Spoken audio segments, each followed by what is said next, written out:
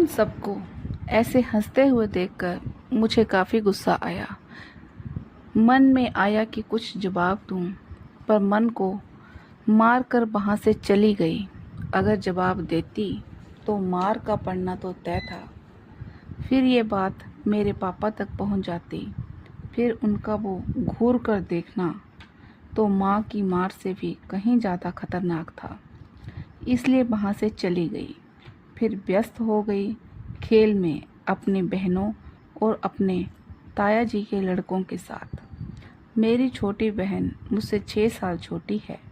जब वो पैदा हुई थी तब मैं 6 साल की थी और मुझसे छोटी वाली 3 साल की थी। हम दोनों उस दिन स्कूल में थे। उस दिन काफ़ी बारिश हो रही थी। हम दोनों बहनें स्कूल से घर आईं।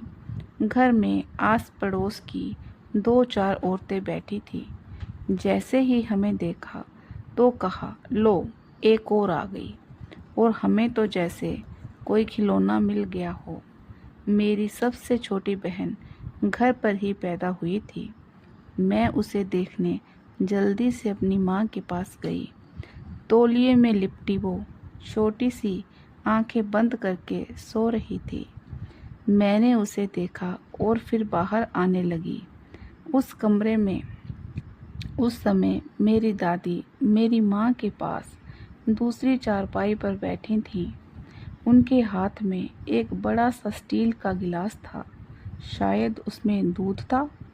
मुझे ऐसा लगा जैसे मेरी माँ रो रही थीं।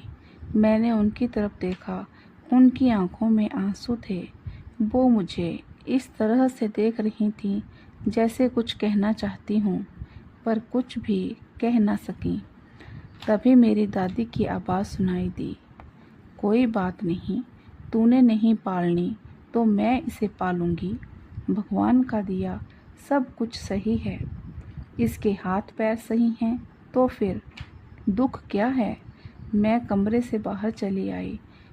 पता नहीं आप सबको मेरी जीवन की सच्चाई कैसी लग रही है, पर क्या करूं, काफ़ी सालों से मन के अंदर बहुत कुछ दबा पड़ा है और मैं इसे अपने साथ दफनाना नहीं चाहती।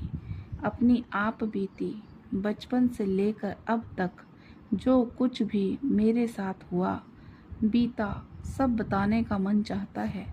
पता नहीं मैं ये सब कुछ लिखने की कोशिश कर रही हूँ, आप सबको कैसा लग रहा है। हो सकता है उन सबको काफ़ी बुरा लगेगा,